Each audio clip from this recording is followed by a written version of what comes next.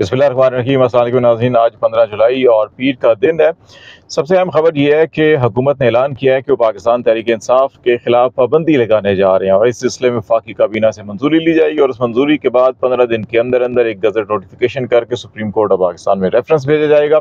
यही election act के तहत तरीक़ाकार है और आइन के आर्टिकल जो 17 का सब सेक्शन 2 है उसके अंदर यह है कि अगर कोई जमात मुल्क की सालमियत या खुद मुख्तारी के खिलाफ काम करती है तो उसको जो है कि वो सियासत की इजाज़त नहीं होगी। उसी तनाजुर में जो इलेक्शन एक्ट का सेक्शन 212 है उसमें ये कहा गया है कि कोई भी सियासी जमात जो गैर मुल्की फंडिंग के ऊपर काम कर रही हो या मुल्क की सलामती और खुद मुख्तारी के खिलाफ हो या तीसरा मामला जो है कि वो दहशत गर्दी के अंदर मुलव्वस हो तो फिर उसको जो है कि वो सियासत की इजाज़त नहीं दी जाएगी, उसके ऊपर पाबंदी लगाई जाएगी। और उसमें भी तरीक़ेकार ये दिया गया है कि आप जो फेडरल कैबिनेट है वो इसकी जो है कि वो मंजूरी देगी और उस मंजूरी का गजट नोटिफिकेशन होगा और उस नोटिफिकेशन के 15 दिन के अंदर अंदर सुप्रीम कोर्ट से रेफरेंस भेजा जाएगा और सुप्रीम कोर्ट अगर उस रेफरेंस को इंडोर्स करती है और उसके अंदर जो रीजंस बताई जाती हैं वो उसकी जस्टिफिकेशन है तो फिर सुप्रीम कोर्ट जो है कि उस पाबंदी को अगर वैलिडेट करेगी तो फिर इलेक्शन कमीशन ऑफ पाकिस्तान मुल्क भर के अंदर जितने भी पार्लिमानी इदारे हैं, सेनेट है, नेशनल असम्बली, चारों सूबाई असम्बली और इवन जो लोकल बॉडीज़ के अगर इदारे हैं वहाँ भी उस जमात से वाबस्ता जो लोग होंगे मुंतखब नुमाइंदे उनको डी सीट कर दिया जाएगा, उनका डी नोटिफाई कर दिया जाएगा। तो ये एक तरीक़ाकार होता है। लेकिन इस मौके के ऊपर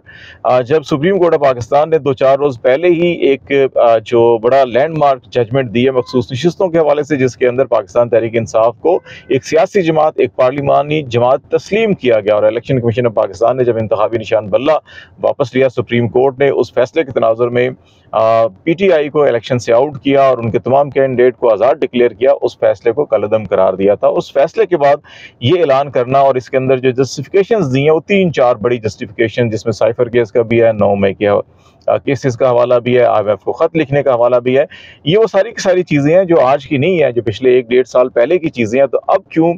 PMLN को ख़ास तौर के ऊपर ये फैसला करना पड़ा या ये अनाउंसमेंट करना पड़ी, क्योंकि पीपल्स पार्टी अभी तक जो है कि वो इस फैसले में दिखाई दे रहा है कि वो इसमें हुकूमत को सपोर्ट नहीं कर रही, नून लीग को सपोर्ट नहीं कर रही, इसी तरह से ANP सपोर्ट नहीं कर रही, इसी तरह से दीगर जो इत्तेहादी जमातें हैं वो भी इसको सपोर्ट नहीं कर रही। तो फिर नून लीग अकेले से ऐसा क्यों कर रही है? इसको human rights commission of Pakistan ने भी इस फैसले की मजम्मत की है। बेसिकली 2-3 चीज़ें समझने की ज़रूरत है कि इसमें जो मखसूस नशिस्तें हासिल नहीं हो सकी, सुप्रीम कोर्ट का फैसला जो अभी आया उसमें ख़ास तौर के ऊपर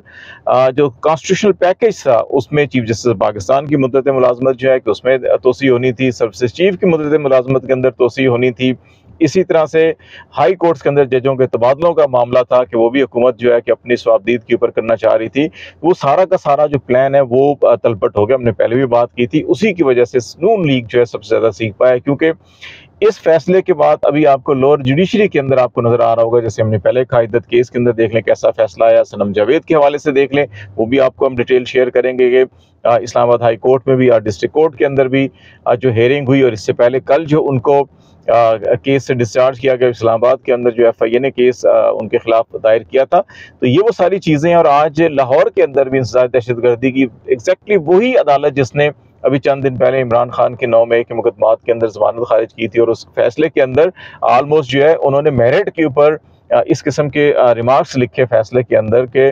जिसमें ये लगता है कि इमरान खान जो है कि वाकई दहशतगर्दी के मुर्तकिब हुए हैं या पाकिस्तान के खिलाफ या रियासत के खिलाफ जो है कि मुसाबंदी के हवाले से जो है कि उस जुर्म के मुर्तकिब हो चुके हैं। आज उसी अदालत के अंदर उमर सरफराज चीमा की, इजाज चौधरी की और डॉक्टर यास्मीन राशिद की जो है कि वो 9 मई के मुकदमात के अंदर जमानत जो है कि दी गई है और बाकी जो कुछ मामलात अभी मुकदमात हैं उनको 20 जुलाई की उनकी समाअत मुकर्रर की गई है। तो ये जो सुप्रीम कोर्ट को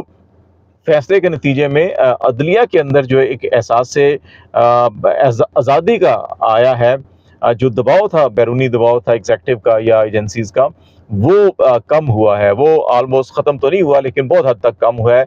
उस तनाजुर के अंदर अब PMLN को सबसे बड़ा ख़तरा यह है कि क्योंकि इलेक्शन ट्रिब्यूनल के मामला जो हैं कि अगर से इस्लामाबाद के अंदर चीफ जस्टिस आमिर फारूक ने एक मामले में स्टे ऑर्डर दिया हुआ था और आज भी जस्टिस जहांगीरी जब इलेक्शन ट्रिब्यूनल की समाअत हुई NA 48 की तो उसमें उन्होंने यही कहा कि अभी स्टे ऑर्डर है तो इसलिए रिकॉर्ड तो सारा हम ले चुके हैं, 1 हफ्ते के अंदर हम रोज़ाना की बुनियाद के ऊपर इसको समाअत करके फैसला दे सकते हैं। लेकिन क्योंकि इस्लामाबाद हाई कोर्ट ने चीफ जस्टिस साहब ने स्टे ऑर्डर दिया है तो इसलिए अभी उन्होंने तारीख 24 जुलाई मुकर्रर की है कि 22 जुलाई को इस्लामाबाद हाई कोर्ट के चीफ जस्टिस साहब जो है समाअत करेंगे, जो स्टे ऑर्डर दिया हुआ है उन्होंने कहा जी स्टे ऑर्डर अगर खारिज हो गया तो हम 24 जुलाई से रोज़ाना की बुनियाद के ऊपर इस पर समाअत करेंगे और फिर फैसले देंगे, और अगर स्टे ऑर्डर खारिज ना हुआ तो फिर ये मामला जो है कि उस फैसले तक जो भी होगा रखा जाएगा। तो बुनियादी मसला ये है कि अगर तमाम आला अदलिया और आपकी डिस्ट्रिक्ट कोर्ट्स जो हैं कि वो आज़ाद तरीके से गैर जानबदाराना फ़ैसले करना शुरू हो जाएंगी, तो फिर तो आप ना तो किसी निहत्ती लड़की को आप 1 साल के अंदर 18 मुख्तलिफ मुकदमात और मुख्तलिफ शहरों के अंदर घुमा फिरा सकेंगे, उसको तमाम मुकदमात में रिहाई के बाद भी आप उसको जेल में हवालात में नहीं रख सकेंगे, और फिर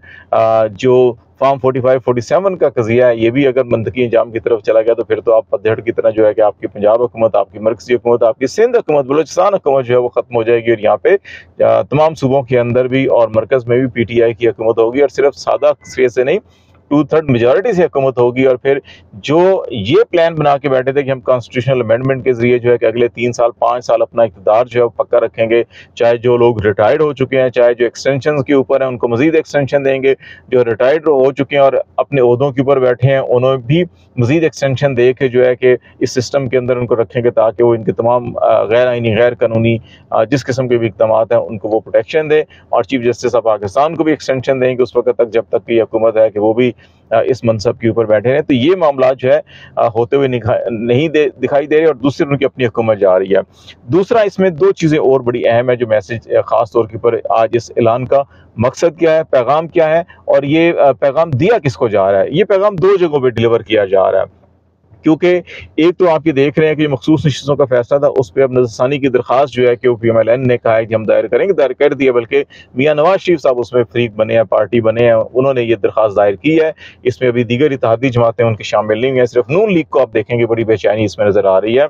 और ये किसी भी तौर के ऊपर जो है कि इतनी नशिस्तें हासिल करना चाहते हैं कि पार्लियामान के अंदर इनको 2/3 मेजॉरिटी आए और वो जो कॉन्स्टिट्यूशनल पैकेज है उसके ऊपर जो है कि ये अपना अमल दरामद करवा सकें। और अभी भी जो ये मैसेज 2 जगहों पर देना चाह रहे हैं, एक एस्टैब्लिशमेंट को, एक आज़ाद अरकान जो पाकिस्तान तहरीक इंसाफ के 41 अरकान हैं उन तमाम के तमाम ने एफिडेविट जो है वो दे दिए हैं, और इवन जो जंग से जो रुकने कौमी असम्बली थे महबूब सुल्तान साहब जो है कि उनके बारे में भी इतलात आ रही हैं कि उन्होंने अगरचे वो अभी अगवा हैं, लापता हैं, लेकिन वो उससे पहले ही अपना एक एफिडेविट जो है वो देकर जा चुके थे। तो ये सारी सिचुएशन जो है कि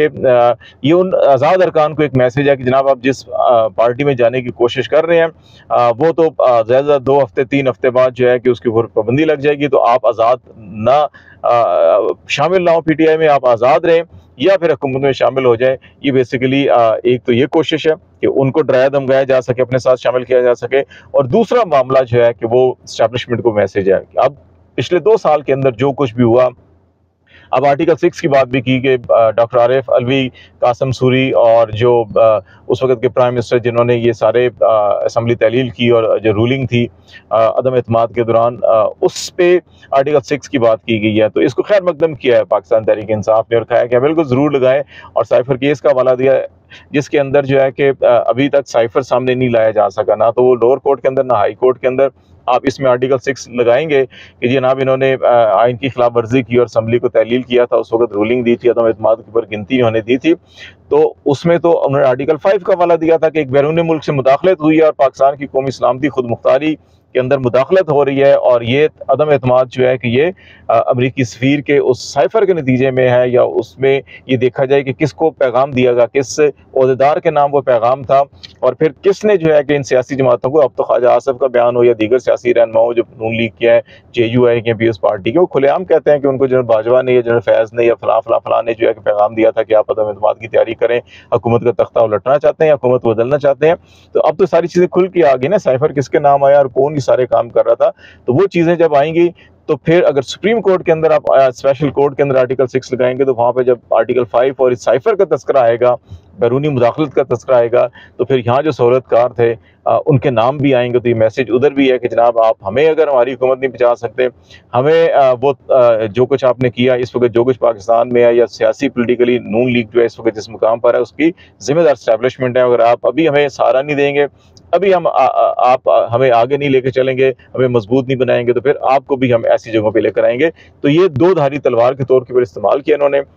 लेकिन क्या इसमें ये कामयाब होंगे या नहीं होंगे, मेरा ख्याल है कि अभी इनकी कामयाबी नहीं है। इतना जो पैनिक क्रिएट हुआ है हुकूमत के अंदर, ये पैनिक बता रहा है कि इनकी ज़मीन पाँव के नीचे से निकल चुकी है और अब जो है कि ये ऐसे इकदाम मज़ीद उठा सकते हैं जिसकी वजह से इनको मज़ीद नुकसान होगा। सुप्रीम कोर्ट के अंदर जाएंगे तो जो पहले 2 रोज़ पहले ये कह चुकी है कि पाकिस्तान तहरीक इंसाफ सियासी जमात थी, है, पार्लिमानी जमात भी है, इसमें लोग जो है कि शामिल भी हो सकते हैं, तो फिर ऐसी जमात को आप कैसे पाबंदी लगा सकते हैं। 9 मई का कोई एक मुकदमा भी अभी तक स्टैब्लिश नहीं हुआ, ना उसके अंदर सजा दी गई है, बल्कि आए रोज़ जो है कि लोगों की ज़मानतें हो रही हैं, बरियत हो रही है, मुकदमे ख़त्म हो रहे हैं, झूठी बेबुनियाद इल्ज़ामात की बुनियाद के ऊपर जो बनाए गए। तो फिर ऐसे में आप कैसे कह सकते हैं कि ये दहशतगर्दी में मुलव्वस है। तीसरा हवाला जो है कि वो फॉरेन फंडिंग का है, जो किसी पार्टी को बैन लगाया जा सकता है। तो इसमें भी अगर पीटीआई की जो फॉरेन फंडिंग केस जिसको कहा जाता है, उसको इलेक्शन कमीशन ऑफ पाकिस्तान ने खुद ममनुआ फंडिंग केस जो है कि डिक्लेयर किया है। और ममनुआ फंडिंग केस जो है वो पॉलिटिकल पाकिस्तान के अंदर जो पॉलिटिकल पार्टीज ऑर्डर है 2002 का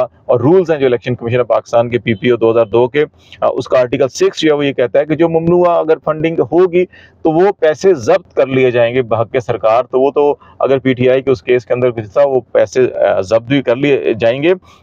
जहाँ तक गैर मुल्की फंडिंग है तो उसकी डेफिनेशन ये की है कि अगर कोई बैरून मुल्क की हुकूमत या बैरून मुल्क की सियासी जमात जो है कि अगर फंडिंग कर रही हो तो ये जो है गैर मुल्की फंडिंग तस्वर होगी, तो वो तो पीटीआई के खिलाफ नहीं है। तो इसलिए इसके अंदर भी जो है कि वो लॉजिक या वो वजन नहीं है इस दलील के अंदर। तो महज आज़ाद अरकान को पैगाम देना, स्टैब्लिशमेंट को पैगाम देना और अपनी जो इस डूबती हुई कश्ती में जैसे आखिरी वक्त पे इंसान हाथ पाँव मारता है तो ये हाथ पाँव मारे जा रहे हैं। तो लेट्स सी, देखते हैं कि ये मामला कैसे आगे बढ़ते हैं। आज तक के लिए इतना ही। खालिद जमील को इजाज़त दीजिए। अल्लाह हाफिज़।